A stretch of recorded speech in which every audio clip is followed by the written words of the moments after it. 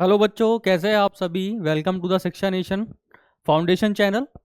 आज हम acceleration due to gravity at depth height की बात करेंगे कि डी डेप्थ पर जाने पर एक्सेलरेशन ड्यू टू ग्रेविटी की वैल्यू चेंज होगी या वही रहेगी।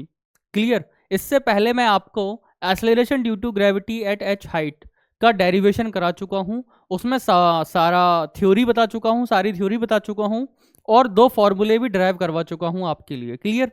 अगर आपने अभी तक वो वीडियो नहीं देखा है तो आप उस वीडियो को पहले देखिए, ताकि आपको चीज़ें फील हो सकें, समझ आ सकें, क्योंकि आपको हाइट पर जाने पर एक्सेलरेशन ड्यू टू ग्रेविटी कैसे चेंज होगी ये उससे डिफरेंट है। वहाँ हमने मास के साथ कोई भी छेड़छाड़ नहीं करी है, लेकिन यहाँ मास के साथ हमें छेड़छाड़ करनी पड़ेगी, क्योंकि हमको इसका डेरिवेशन निकालना है। क्लियर।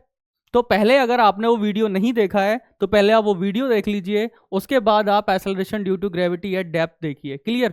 तो देखिए, एक्सेलरेशन ड्यू टू ग्रेविटी की वैल्यू अर्थ की डेप्थ पे जाने पर क्या सेम रहेगी या चेंज हो जाएगी। तो हमको देखना है क्या ये वैल्यू 9.8 मीटर पर सेकंड स्क्वायर ही रहेगी जैसा हम लिखते हैं, या इसकी वैल्यू चेंज हो जाएगी। अगर चेंज होगी तो उसको मैं फिर कैसे कैलकुलेट कर सकता हूँ। कोई फॉर्मूला तो होगा, कोई फॉर्मूला तो डेरिवेशन ड्राइव होगा इसका, जो मैं उससे कैलकुलेट कर सकता हूँ। क्लियर। और प्रूफ भी कीजिए कि आप कैसे कम होगी। प्रूफ करिए इसका कि ये एक्सेलरेशन ड्यू टू ग्रेविटी की जो वैल्यू है वो 9.8 मीटर पर सेकंड स्क्वायर से कम कैसे होगी, आप ये प्रूफ कीजिए। तो इसका प्रूफ बताने में आपको आया हूं। देखिए जरा, ये आपकी अर्थ है, आपको पता है दिस इज रेडियस ऑफ अर्थ, ये आपका हो जाएगा रेडियस ऑफ अर्थ। क्लियर। अभी मैं यहां खड़ा हुआ हूं। Clear.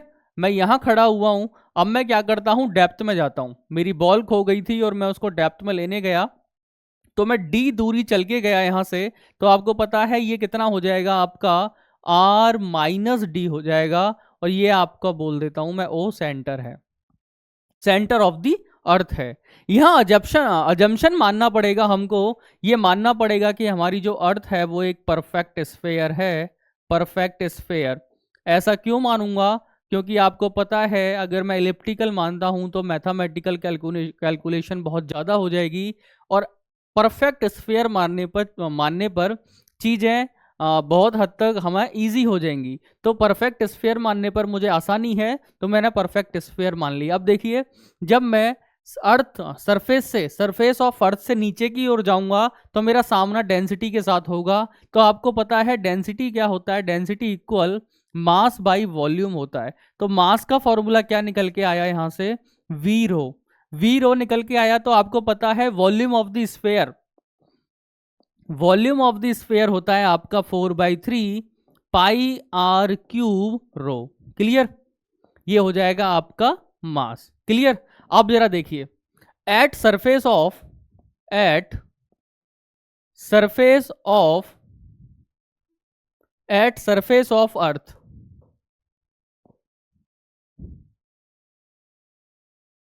Eight surface of earth क्या होगा जरा देखिए। अर्थ की सरफेस पर मैं एक्सेलरेशन ड्यू टू ग्रेविटी का फॉर्मूला लिखता हूं, which is equal to g m by r square. यही होता है। अगर इस पर मैं वैल्यूज पुट करूं तो कितना निकल के आता है, 9.8 मीटर पर सेकंड स्क्वायर।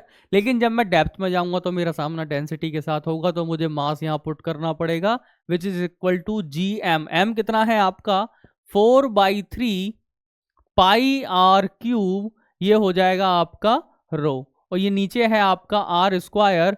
तो आर स्क्वायर से ये गायब हो जाएगा, एक एक ही बचेगा आपका, तो ये निकल के आएगा 4/3 pi are row ji. Clear. ये है acceleration due to gravity at surface of the earth. अब मैं बात करूंगा इस डी पॉइंट पर, इस डी पॉइंट पर बात करूंगा तो मैं लिखूंगा at d depth. At d depth क्या होगा जरा देखिए, तो ये हो जाएगा जी डैश। वैल्यू जी तो नहीं रहेगी, क्या हो जाएगी, जी डैश हो जाएगी, चेंज होगी। देखेंगे जी एम, और ये हो जाएगा आपका आर। आर कितना है आपका, आर माइनस डी का होल स्क्वायर। क्लियर। क्योंकि मैं सेंटर से लूंगा दूरी, तो ये हो जाएगा आपका जी एम लिखूंगा 4/3 पाई, और आर हो गया आपका आर माइनस डी का क्यूब और नीचे आ जाएगा 4/3 r माइनस डी का क्यूब रो और आएगा आपका r माइनस डी स्क्वायर। तो यहां से देखेंगे आप, ये कट गया तो क्या बचा आपका 4/3 पाई r माइनस डी रो जी। क्लियर? ये हो गया आपका g डैश। क्या ये बात आपको समझ आई? अब मैं क्या करता हूं, दोनों इक्वेशंस को डिवाइड करता हूं। इन दोनों इक्वेशंस को अगर मैं डिवाइड करूंगा तो क्या आएगा, देखिए जरा, g dash divide by g, तो ये है आपका 4/3 पाई r माइनस डी रो g, और नीचे आएगा आपका 4/3 पाई r रो जी। तो आपको यहाँ सिमिलर टर्म्स दिखाई दे रही हैं, सिमिलर जो टर्म्स हैं वो क्या हो जाएंगी, कट जाएंगी। क्लियर? तो मैं यहाँ से क्या क्या कट कर सकता हूँ, ये कांस्टेंट है 4/3 पाई, ये कट गया आपका, रो जी और रो जी गया आपका। क्लियर?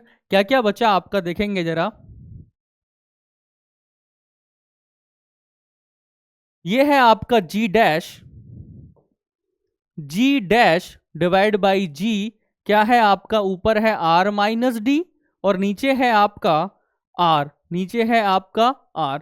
क्या इस g को यहां ले जाऊं तो ये हो जाएगा g, और r बाई आर क्या हो जाएगा आपका 1 माइनस डी बाई आर। तो this is the formula of acceleration due to gravity at d depth. तो d डेप्थ पर जो है एक्सेलरेशन ड्यू टू ग्रेविटी का जो फॉर्मूला हम अप्लाई करेंगे, which is equal to g dash equal g1 minus D by r. अब मैं प्रूफ करता हूं कि इसकी वैल्यू कम है, g से कम है, मतलब 9.8 मीटर पर सेकेंड स्क्वायर से कम है। तो मैं प्रूफ करूंगा, तो प्रूफ कैसे करूंगा जरा देखो, इसका मल्टीप्लीकेशन करो, g dash equal g minus g d by r, यही है। तो जरा देखो, इस g की वैल्यू तो आपको पता है कितनी होती है, 9.8 मीटर पर सेकंड स्क्वायर होगा, और इसमें से मैं कुछ वैल्यू कम कर रहा हूं, यहां आपको कुछ वैल्यू घटती हुई दिखाई दे रही है।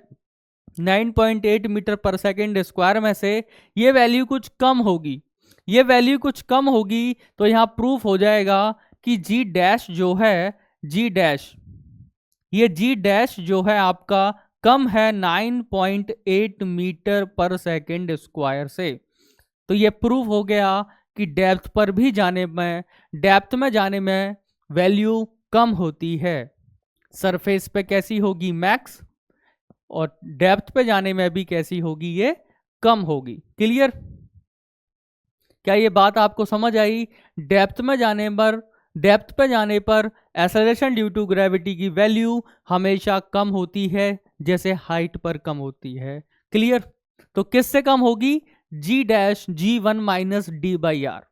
आपको ये फॉर्मूला याद रखना है, g dash equal g1 minus D by r. अब मुझे प्रूफ करना हो कि सेंटर पर एक्सेलरेशन ड्यू टू ग्रेविटी की वैल्यू 0 होती है। मुझे बताया गया है कि एक्सेलरेशन ड्यू टू ग्रेविटी की जो वैल्यू है सेंटर ऑफ अर्थ पर 0 होती है, तो g एट सेंटर कितना होगा, 0। लेकिन मैं प्रूफ करना चाहूं तो कैसे प्रूफ करूंगा, देखिए, अगर आपको सेंटर पर जाना है तो आप ऊपर से चलेंगे नीचे, तो कितनी दूरी तय कर लेंगे आप, r।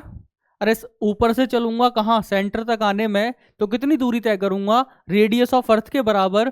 तो d कितना हो जाएगा मेरा, d कितना हो जाएगा r। तो लिखेंगे at centre of the earth, at centre of the earth,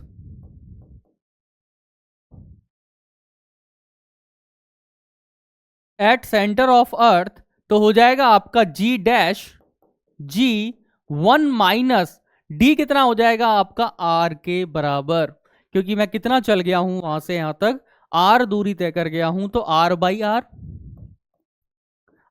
are की जो वैल्यू होती है विच इज 1, और 1 माइनस 1 कितना हो जाएगा, 0। तो g डैश कितना आ गया एट सेंटर ऑफ अर्थ, 0 के बराबर आ गया, विच इज इक्वल टू 0। तो सेंटर पर, अर्थ के सेंटर पर जो एक्सेलरेशन ड्यू टू ग्रेविटी की वैल्यू है वो 0 के बराबर आएगी, और इस बात को मैंने प्रूफ कर लिया। इस फॉर्मूले का आपको यूज करना है हमेशा एक ही फॉर्मूला है इसका जो कि इंपॉर्टेंट है, g 1 minus D by r. R is the radius of earth, d जितनी दूरी पर आप जाओगे, and g is the acceleration due to gravity यानी 9.8 मीटर पर सेकेंड स्क्वायर, और ये वैल्यू आपको निकल के आ जाएगी। क्लियर? तो ये है आपका acceleration due to gravity at depth. तो इसकी वैल्यू जो चेंज होगी वो कैसे कैलकुलेट करोगे आप, वो करोगे आप G dash G 1 minus D by R formula से आप उसे कैलकुलेट करोगे। ठीक है, तो समझ आया आपको? तो ऐसे ही इंटरेस्टिंग वीडियोस लेकर मैं आता रहूंगा आपके लिए। तब तक आप शिक्षा नेशन फाउंडेशन चैनल को सब्सक्राइब करो, लाइक्स करो। ठीक है, थैंक यू बच्चों।